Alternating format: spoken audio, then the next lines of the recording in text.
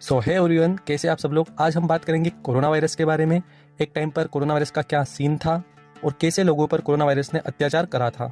तो ये पूरी कंप्लीट स्टोरी रहेगी कोरोना वायरस के बारे में। आप लोग अच्छे से देखिएगा, बहुत ही इंटरेस्टिंग जो स्टोरी है वो होने वाली है। उससे पहले चैनल सब्सक्राइब नहीं किया तो आप चैनल को सब्सक्राइब करें और वीडियो को लाइक करें। तो जो कोरोना वायरस था वो दिखने में बहुत ही छोटा था, लेकिन फैलने में बहुत ही फास्ट फैलता था, जो कि एक व्यक्ति से दूसरे व्यक्ति में, एक टाउन से दूसरे टाउन में, एक शहर से दूसरे शहर में, और ऐसे करके पूरे वर्ल्ड में कोरोना वायरस एक टाइम पर फैल चुका था। हम में से कोई भी उस कोरोना वायरस को कैच कर सकता था और उसे फैला भी सकता था। और जब कोई व्यक्ति कोरोना वायरस से इन्फेक्टेड हो जाता था और वो बाहर कहीं भी जाता था और वहां पर जब वो ब्रीथ करता था या फिर खांसता था और मे बी वो छींकता था, और जो उसके छींकने पे खांसने पे जो ड्रॉपलेट्स उसके मुंह से बाहर निकलते थे, वो सारे ड्रॉपलेट्स कोरोना वायरस को भी साथ में बाहर निकालते थे। और जो हार्मफुल वायरस होता था वो सारे एरिया में स्प्रेड आउट हो जाता था, जैसे कि वहाँ के खाने पे या फिर सामने कोई पर्सन है उस पे, और हर एक चीज़ जो भी उसके आसपास होती सभी में।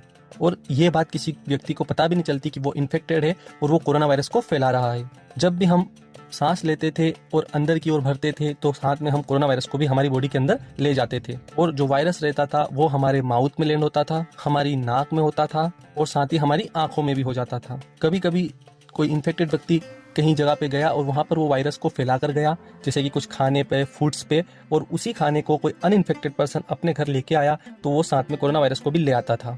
और जब वो इन्फेक्टेड फूड या फिर इन्फेक्टेड वायरस वाली थिंग्स को टच करता था, उसके बाद में जब वो उसकी आंख, नाक और मुंह को टच करता था तो अनइन्फेक्टेड पर्सन भी उससे इन्फेक्टेड हो जाता था। और इन्हीं तरीकों से आई, नोज एंड माउथ के थ्रू ही सबसे ज्यादा कोरोना वायरस जो रहता था वो फैल जाता था हमारी पूरी बॉडी के अंदर और हमें इन्फेक्ट कर देता था।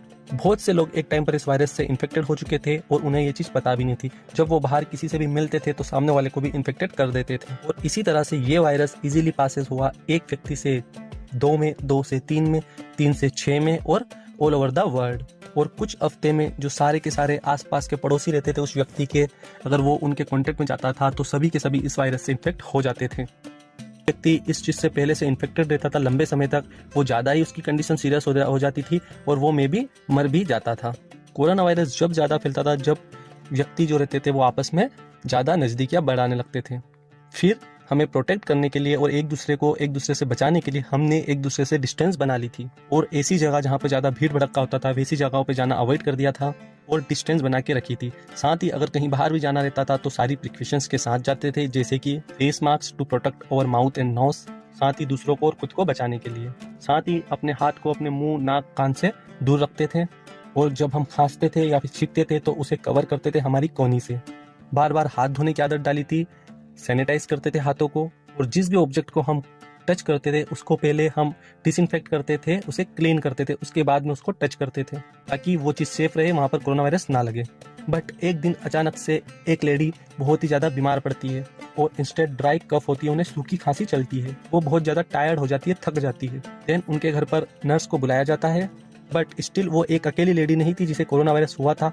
जो टाउन था उसमें बहुत सारे व्यक्ति और लोगों को कोरोना वायरस ऑलरेडी इन्फेक्ट कर चुका था। उस लेडी को होम पर स्टे रखने के लिए कहा गया था और दूसरे लोगों को उनसे सेव करने के लिए उन्हें अलग से मास्क पहना करके एक अलग जगह पर रखा गया था।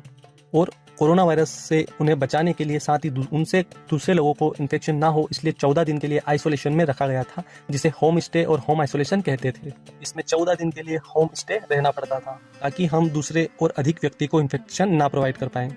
साथ ही उस टाइम पर बहुत से लोगों ने हेल्प करी, जैसे कि खाना घर तक पहुंचाना, मिल्क घर तक पहुंचाना। हम सब लोग उस टाइम पे सारे रूल्स को फॉलो करते थे, ना कि हमारे फेस को टच करना या फिर सारी चीज़ों को बार बार डिसइंफेक्ट करना, घर में रहना, क्राउड प्लेसेस को अवॉइड करना, हैंड वॉश करते रहना, वियरिंग मास्क और एक दूसरे से दूरी बना के रखना।